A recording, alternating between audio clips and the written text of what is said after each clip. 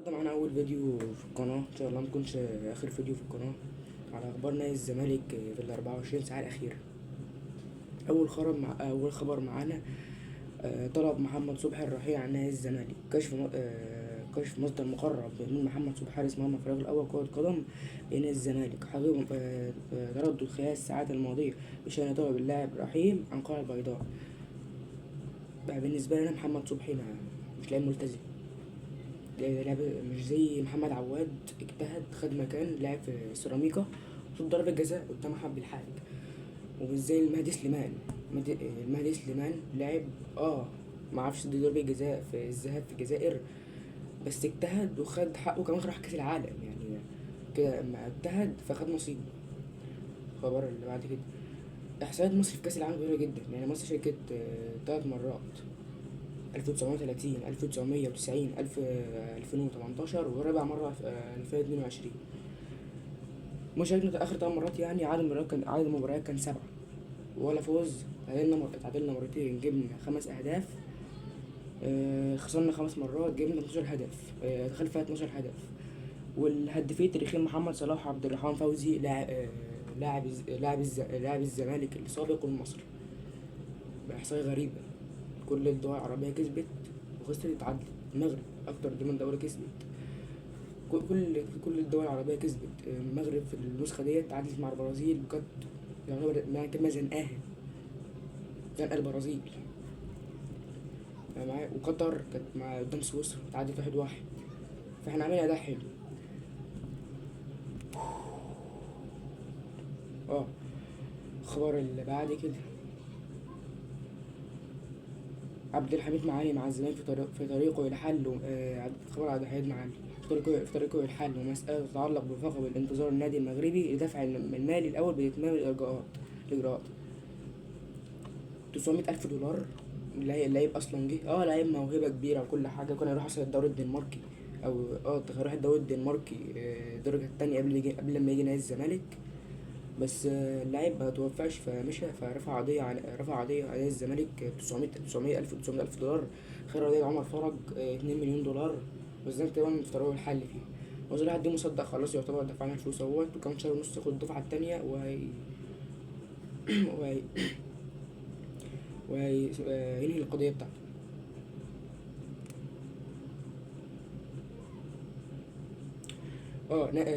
نادي الأفر... نا... آه...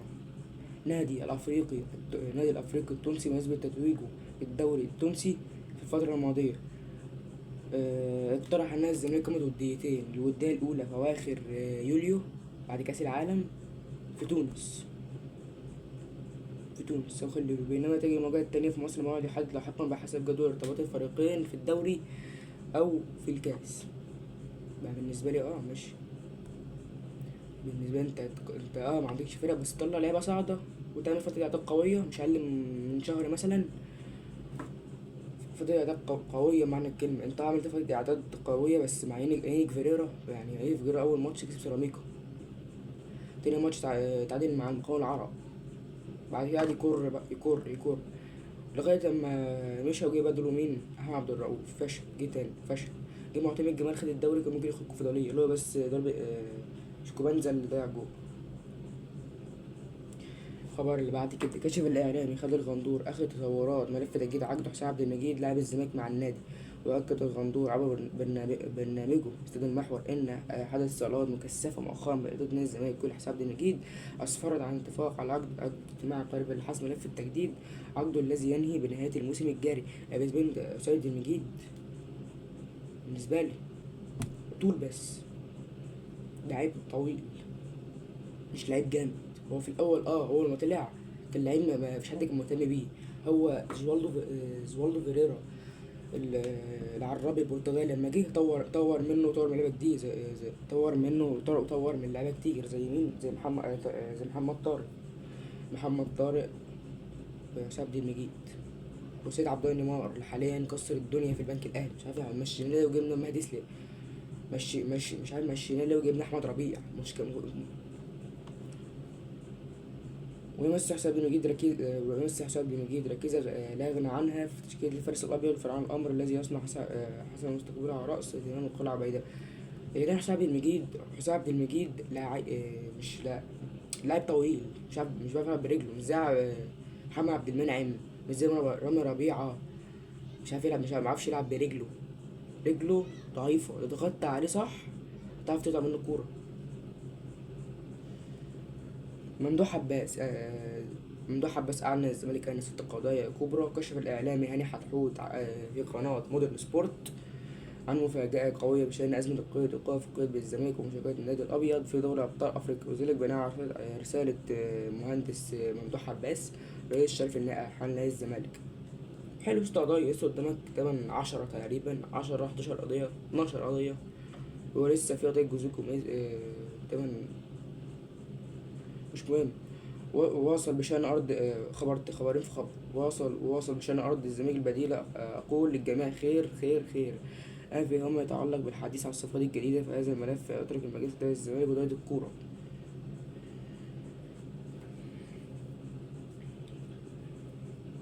بيقول لك الأرض هيجيبها في شهر 10.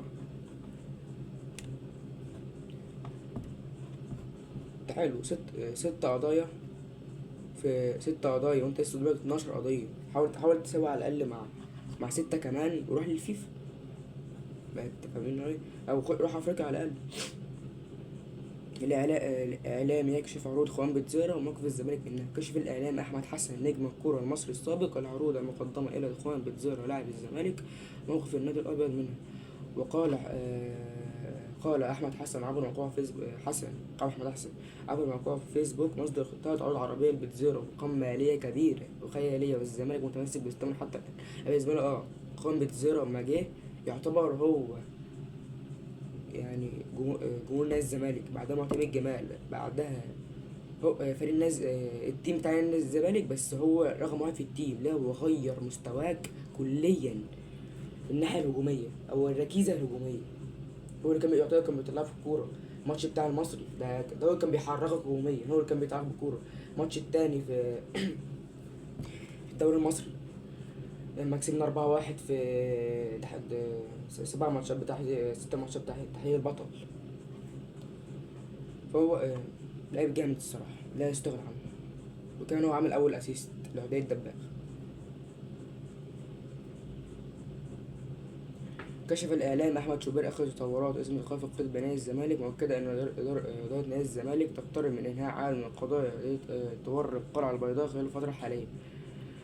وقال شوبير تصريحات إذاعية إذا إن أزمة عبد الحميد معالي مع الزمالك في طريقها للحل ومسألة تتعلق فقط بانتظار النادي المغربي للدفعة المالية الأولى لا تمن إيجارات. يعني ملخص الأخبار دي الصفحات طويلة بس ملخص ده كله إيه؟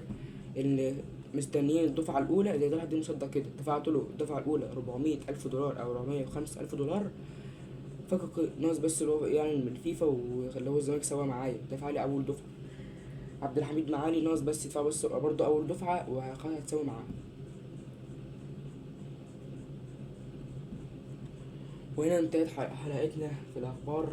بشوفكم على خير إن شاء الله في حلقة. انتظرونا في حلقة بالليل بعد ماتش مصر وبلجيكا. إن شاء الله نكسب حتى اللي تعادل بس ما نخسرش. انت أول ماتش مع حسام حسن، مش عارف حسام حسن ده ليه. يعني زي كنت عين علي ماهر على حسام حسن. إيهاب جلال الله يرحمه مخدش فرصة. هو كان لسه جاي من الدار للنار، من بيراميدز في النعيم إلى مصر في الضيعة خالص. فهو ما خدش فرصته، ما توفقش الله يرحمه في اللي يحسن في جنته. أما حسام حسن مدرب متوسط في الماتشات العادية متوسط، الماتشات الكبيرة مدرب تحت المتوسط، مش بيعرف يدير ماتشات كبيرة. ماتش جنوب أفريقيا عادي كسبنا ضربة جزاء. ماتش كوت ديفوار عادي تحول بيلعب بهاجم ب2 امام عاشور محمد صلاح عادي وكسبت 3-2 وكنت ممكن تتعادل وممكن كمان تخسر ضربة جزاء قدام بنين لولا بس جمله مروان عطية الدنيا فتحت معاك. فاهم معايا؟ اشوفكوا على خير. انتظروني في حلقة بالليل بعد الماتش مباشرة الساعة 12:30. سلام.